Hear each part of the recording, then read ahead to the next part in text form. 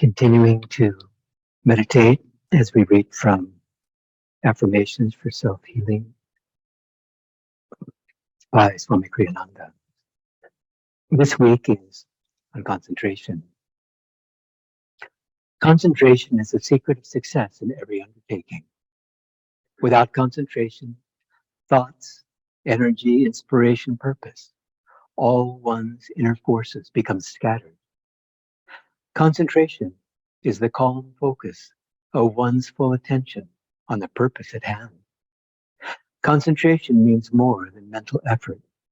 It means channeling your heart's feelings, your faith, and your deep aspirations into whatever you are doing. In that way, even the little things in life can become rich with meaning.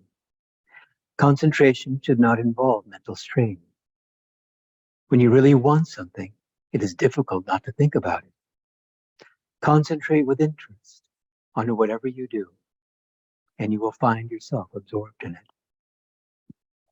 And let's affirm together, whatever I do in life, I give it my full attention.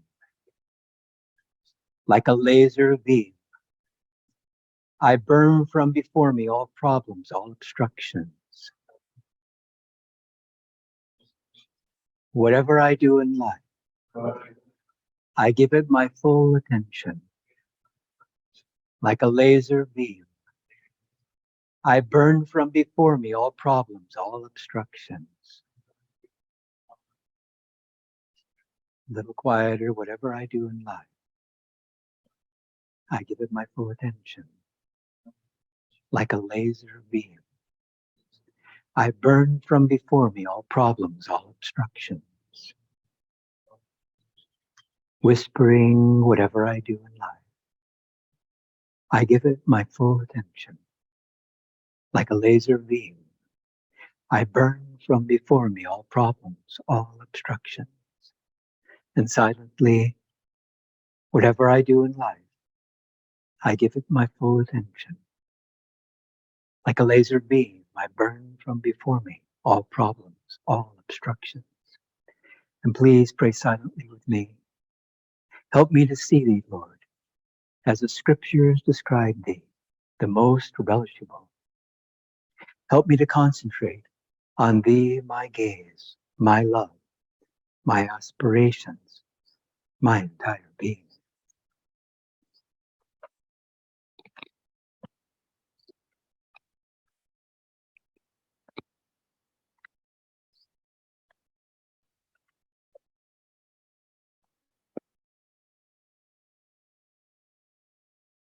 Welcome to everyone that is here, and of course all those that are watching online. This is from Whispers from Eternity by Paramahansa Ananda, entitled, Demand to be Fed with the Cosmic Rays. I entered my temple of silence, seated with a straight spine. I switched off the dazzling, diverting light of energy animating my sight, hearing, smell, taste, and touch. I commanded my breath to cease its cleansing work in the body, make no noise. I ordered my heart to suspend its dictatorship over my myriad body cells, forcing them to eat the blood it sends them. I sat still and listened. Then, Mother, I heard thy soft approach of thy footsteps. Thou didst come, bearing an overflowing chalice of life-sustaining spiritual rays. Sustain me evermore, O Divine Mother, with thy rays of life-giving light. The heart, cells, brains, and thoughts of this body, thy body, not mine, will waste no longer with decay. Lo, they are now immortal with thy everlasting life. And from the New Path, My Life with Paramahansa Yogananda by Swami Kriyananda, drawn from the chapter Work versus Meditation. Swami had just arrived 6 months earlier, and this was, again, the time as the reading will describe, when he was missing Master intensely because Master had been gone. A short time after this, 6 months later or so, and he was a young man, 23, Master made him head of the monks. And this was very challenging because, as he said, most of the monks were maybe, even double his age. And who was he, this young guy that just came? But Master, of course, saw in Swami Kriyananda what he had as this bright soul that had the potential to really do a great work for Master's teachings, as of course he did. It was in February or March 1949. Master had been away from Mount Washington several weeks, and I hadn't seen him in all that time. I was beginning to feel his absence keenly. Finally, he returned. The next day, word came down to me to get someone to carry a 5-gallon bottle of drinking water up to his kitchen. Eagerly, I appropriated the job to myself. Arriving upstairs with the bottle, I could hear Master dictating a letter in the sitting room. Hoping to attract his attention, I rattled the bottle and made as much noise as I felt I decently could do for a job that called for a minimum of tumult. Master paid no attention. He doesn't care that I miss him, I thought, plunging suddenly into a violent depression. I'm just a worker to him, not a disciple. I rushed on to brood over the unfeeling nature of this world, where nobody really cares for anyone else. Moments later, I made an abrupt about-face. No, Master cares, but he sees I'm such a hopeless case that he figures he might as well give up pouring water into this bottomless pit. On and on my mind churned. I tried reasoning with myself. Look here, he's obviously busy. Why should he drop everything just for you? Yeah, retorted my recalcitrant mind. I imagine he said, look out, here comes this worthless disciple, Walter. Quick, let me dedicate a letter as an excuse not to have to call him in here. Clearly, reason wasn't going to pull me out of my mental whirlpool. Indeed, reason's tendency is to support any feeling that happens to be uppermost in the mind. Do you like being moody? I demanded of my mental citizen. No, came the chorus unanimously, except for one or two grumblers in the background. Very well then, boys. If reason won't do it, let's see if changing our level of consciousness will do the work.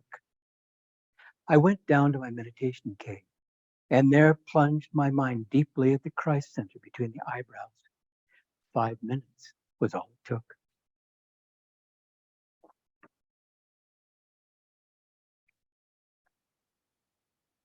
Swami had quite a fair amount of tests when he first arrived in the late 40s, because he was very intellectual.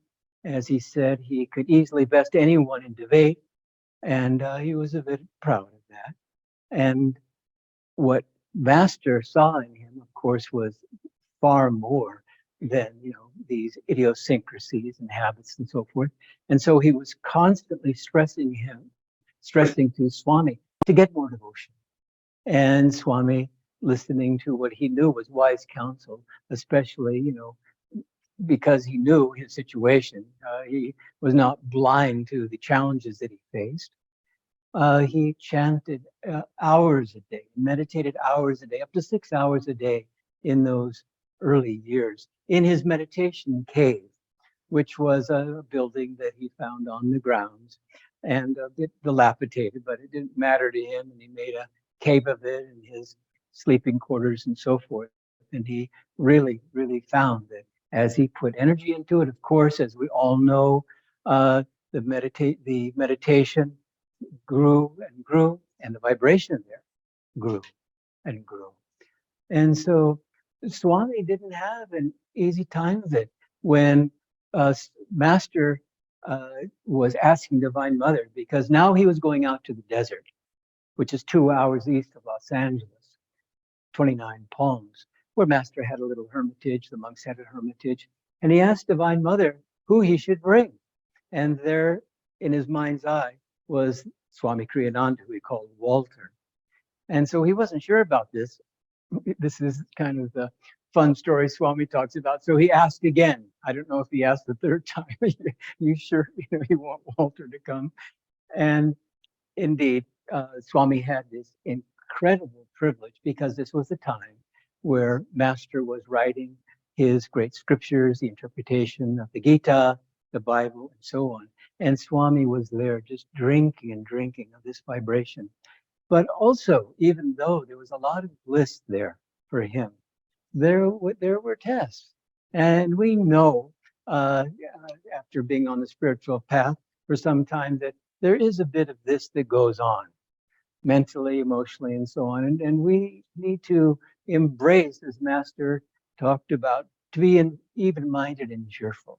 That's just essential. Meet each test pleasantly. Well, Master gave him the editing of the Gita. Well, he didn't know what to think about that because Tara Mata was there too, and she was the one who edited the autobiography of Yogi, and Master had said she's the finest editor in all of America. And so Swami said, okay, I guess so. And then Master said, work like lightning, but don't change a word. But then he did find that there were a lot of things he could do with punctuation and this and that. And in the archives there in SRF to this day, are Swami's, edits and so forth.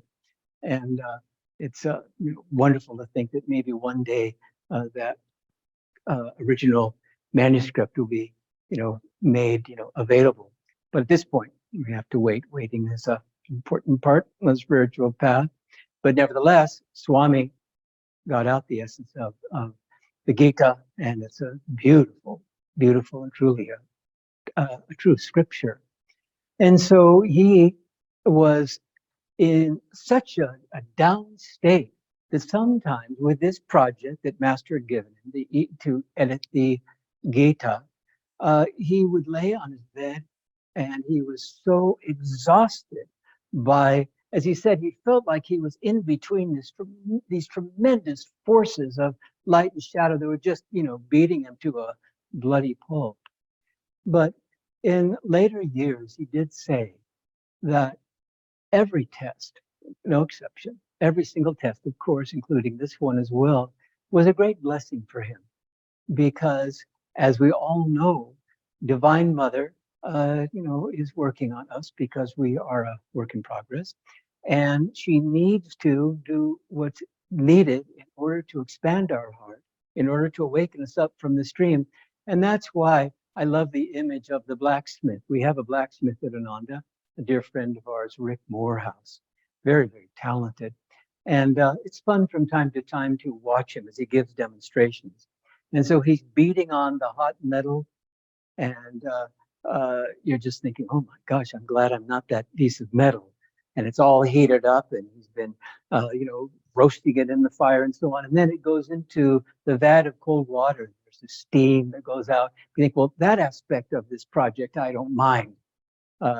This cooling of the metal. Then the blacksmith brings it out. If it's not done, usually it's not because it takes a number of rounds, then it starts again. The heating up, the pounding, and then the plunge into the cold water. That's us. That's what's happening. We're being heated up. We're being pounded on and so forth. But would we be here if there wasn't that comfort? Om is a comforter, is spoken about in the Bible. Our technique, Om technique, to drink and drink of the Om vibration, which is Divine Mother herself. And in time, if we don't experience this early on, it will come. The Om vibration will be with us all the time, 24/7. That's Divine Mother. So even though she's working on us, which I like to talk about is sometimes open heart surgery without anesthesia, nevertheless, she never, never departs. I've been reading a book. We found this book many years ago in Swami Kriyananda's personal library there in the village in California. And it's the saints that move the world. And this particular chapter, there's about 5 of them, including St. Francis, who was Yogananda's patron saint. I've been reading on St. Teresa of Avila. And very interestingly, Yogananda pointed out, and this is a saint that lived, about 400 years ago in Spain. And Swami, Master rather, pointed out that Teresa, who was an ecstatic saint, was in this incarnation Sister Gainamata, who was his most highly advanced woman disciple, and was freed in this lifetime. Well, I was enjoying reading it because sometimes we think, when is Divine Mother going to let up on, all of this testing? I've been at it for incarnations, and come on, let's go into light now. But Divine Mother, who's perfect, will decide the right time for that, and it will be just perfect. It'll be the right time. We have to be patient. And so from time to time, it's a very inspiring thing to do, of course, reading and drinking in the vibration of the saints. And Teresa of Avila went through incredible turmoil, which I don't think very, very few can touch. Excruciating pain, physical pain. Gainamata herself suffered for 20 years. So there was that carryover. But I tend to think that at that point in this incarnation, she passed in 1951, she wasn't burning up her karma, maybe a trace. Probably she was helping Master burn up the karma of, the various disciples too. And so even as a young girl, Teresa was gifted. Her playmates knew that she was a standout. She was a leader. And she even, perhaps she had the vision or the intuition that she would be a nun, so she would play with her other playmates. Let's have a cloister. Let's play nuns. I don't, maybe Roma did as a Catholic. Maybe she played nuns too. I never heard such a thing. I was too busy playing cowboys and Indians and other things. But there it was. And in time, after, again, tremendous suffering, and this suffering was a purification, and that's what all suffering is, mental, emotional, physical, whatever it is. It's the purification because the nerves have to be prepared for the liberating shock of omnipresence. It's so fascinating when Dr. Lewis's first disciple in America backed, as Swamiji said, as an image, Master into a corner. He didn't, of course, but he demanded samadhi. And so Master thought, well, time for a lesson. And so he gazed into Dr. Lewis's eyes and he said, could you take it if I gave it to you? Dr. Lewis put his head down, no, sir. Master didn't want to torture him. He wasn't ready. His nerves weren't prepared. But it's nothing to fear. The Kundalini at the base of the spine is waiting patiently, maybe for incarnations. I don't doubt it. I think it's without a doubt for the channel to be free of karma, so that it can begin to, contemplate the rise and then flooding of the 1,000-petal lotus. But the joy of it is that, this is preview of coming attractions, that as Master pointed out, even good thoughts, the Kundalini rises. So it reminds us that a disciplined mind's a happy mind because the Kundalini is responding even to our good thoughts. And when we have thoughts that aren't so good, then of course it's saying, okay, your choice. And the energy goes down. And so in time, we begin to appreciate the value of being a jnani and watching everything, not in a way that would bring in tension, in a relaxed way, in a humorous way even. We're watching everything. We're watching our mind, we're watching our heart, we're watching everything that we're doing. And as we're able to embrace this valuable, watchful state, we find that we make better choices. And as Master said, if you want to be happy, make good choices. That's it. It's pretty basic, and it's good when spiritual path is made easy, because sometimes it's a bit complicated. Swami used to tease that people that are brand new, the first question is, what's the difference between Nirvikalpa Samadhi and Salvikalpa Samadhi? And his response often is, well, you know something, there's other problems that are more pressing right now for you. So let that rest. It will come in time, of course, the highest state, Nirvikalpa Samadhi, that permanent state that we don't fall from. And that's what we want to strive for. So Teresa of Avila was born at a time of real, well, let's call it what it is, witch hunts. It was the Inquisition there in Spain. I don't know about other countries. And so because she was going through these trances and experiencing what she described as the formless Christ, they'd never even heard of that. They couldn't find it in any scripture. What was this? So they figured that she was possessed. And so she, had tremendous trial, but she was not weak. As a matter of fact, when she was opening up various convents, which she did, I think about 19 in all, and she was an older woman at this time. One of the comments of one of the clergy said, in anticipating her arrival in this city, he wrote a letter or said to one of his brother monks, I thought you were sending me a nun. You sent me a bearded man, meaning that this was no ordinary woman. And at that time, then women didn't do anything like that. She was already in a convent. And who was she to begin another order, which of course was, God bless you, which was of course the need of the hour.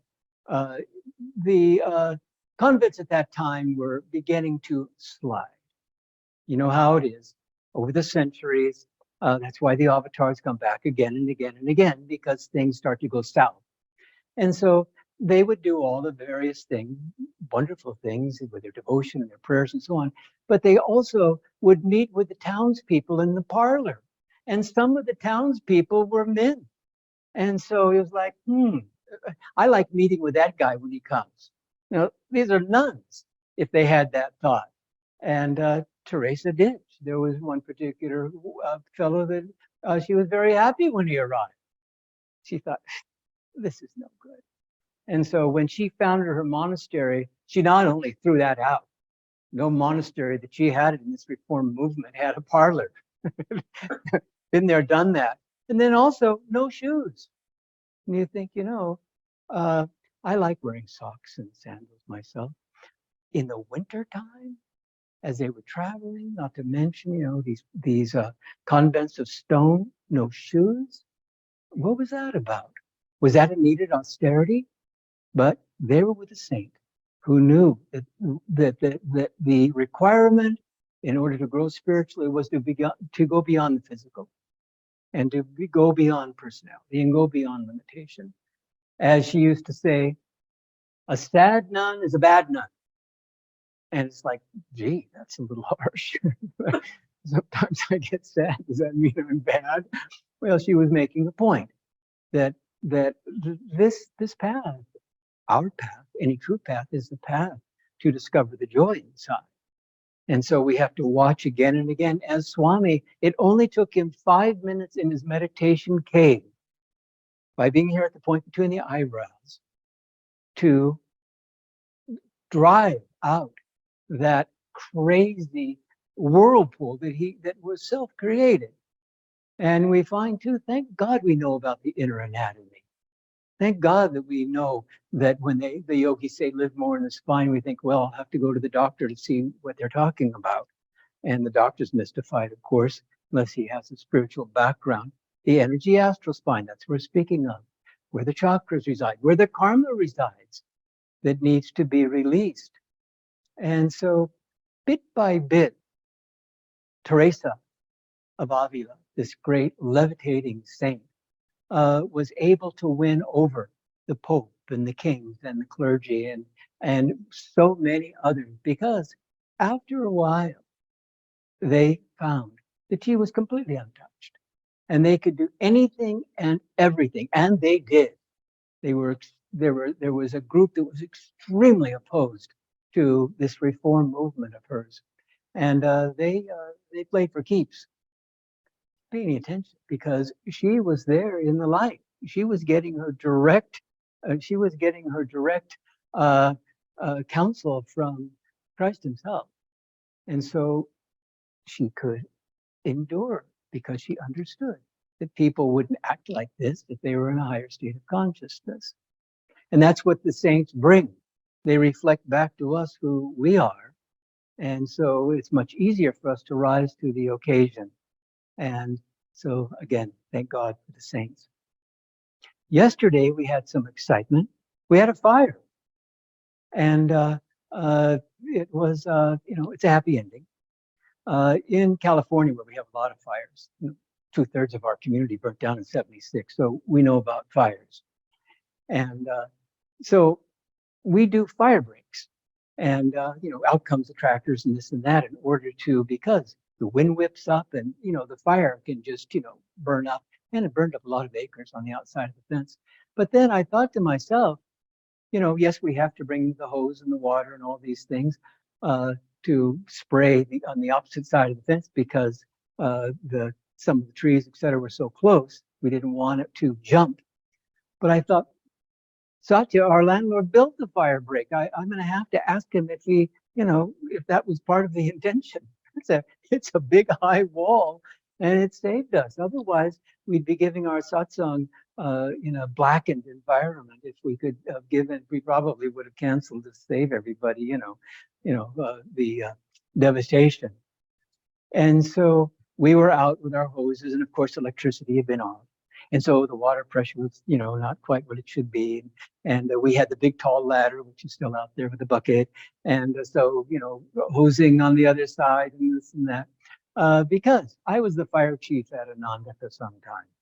And I respect fires. They're very, very good because they're all about purification. I mean, what were we doing this morning? You're having our fire ceremony, but it was contained in an urn. When fires get out of control, as we know, everyone knows in this world, it's really devastating. And so, anyway, we were for about an hour out there, just doing what we could. Thank you, Venkat, there in the back row. He was instrumental. He was helping Katyani here, putting together, the altar and all. And so I grabbed him and hoped that I wouldn't get into trouble, because she's working on the altar. That's, kind of number one. And I'm doing fire. That's number two. But I thought, well, this is why we ask for forgiveness. And no doubt she was gracious about it when she found out that one of her helpers was gone. And it happened to be Venkat. And so Venkat, working with Hari Ram, we did what we could because the fires were just everywhere. I mean, I must have counted at least a dozen individual fires, maybe 2 dozen. And some of them were, maybe 20 feet high. So we weren't messing around. And so, it's trial by fire. That's what it is, whether it manifests physically or whether it's something that we experience internally.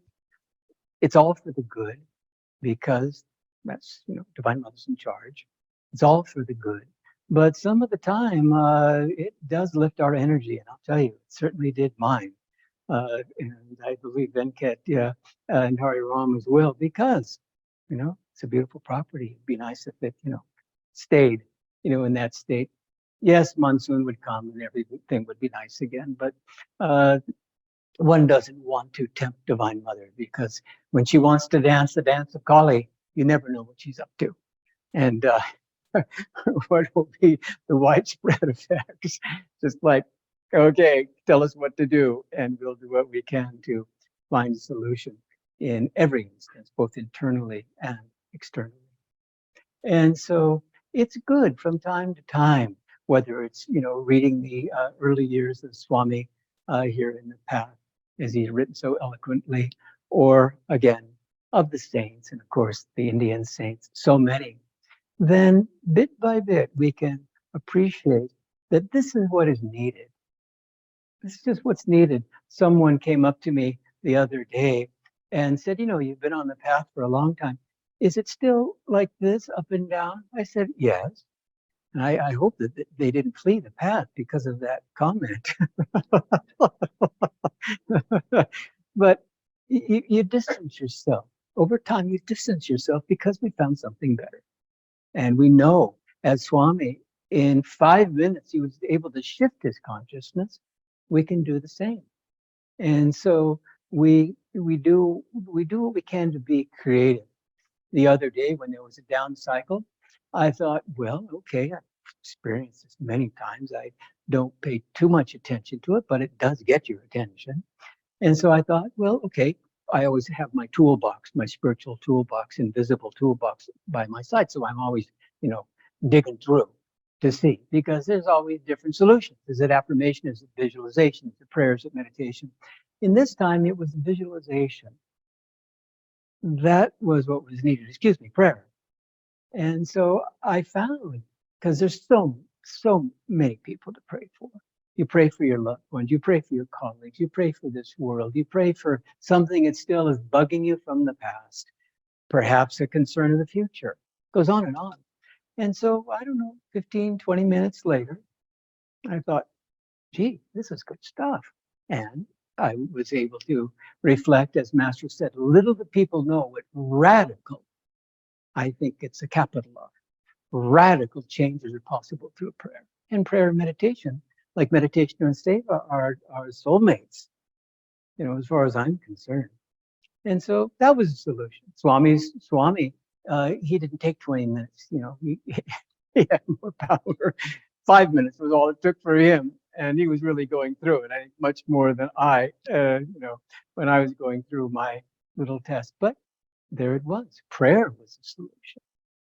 And so we find more and more that just as Divine Mother is creative in working out our karma, all from love, the joy is always there. The compassion is always there. But more and more, we're becoming more creative. And so we don't care to differentiate. Even as Gyanamata said, even joy can be a test. I'm still meditating on that, because up and down until we're free, until we're in that high state, that permanent state. There's going to be that, because that's the process of working out karma. It's all there is. But if we are, again, mindful of what's really happening, the joy is always there, and love is always there. And that's our opportunity to test that and to see it's true. And all we have to do is be the submarine and go to the very, very bottom of our being, where we can drink in the vibration of the soul. And yes, no matter what we're going through, the joy is there. So God bless you all. Thank you for coming. The last thing is, as we all know, but I think mothers especially, I talk with Wilma every night, and she's always asking about all you guys, and she wants detailed reports. And so I'm getting to bed about midnight. That's an hour past my bedtime, because we decided, because as the wedding planner, she needs to get in her meditation, and so she is meditating a good bit, and yet she wants to be here. And I know, because I'm about ready to jump on the plane, I know what's going to happen. It's just going to be, I'm here and I'm there. And if I can ever understand how to be content with being split, glory, hallelujah. It's not easy. It's not easy for any of us, because we have work and it's pulling on us. We have our home life. It's pulling on us. We're being pulled in so many directions. Thank you, God, and thank you, India, for reminding us again and again, live more in the spine, because this is where we find unity. This is where we find integration. This is where we find balance. And when we forget, then we're in two countries, and that's not easy. I'm in New York, I'm also in India. Roma's in New York, and she's in India. That's just how it is. And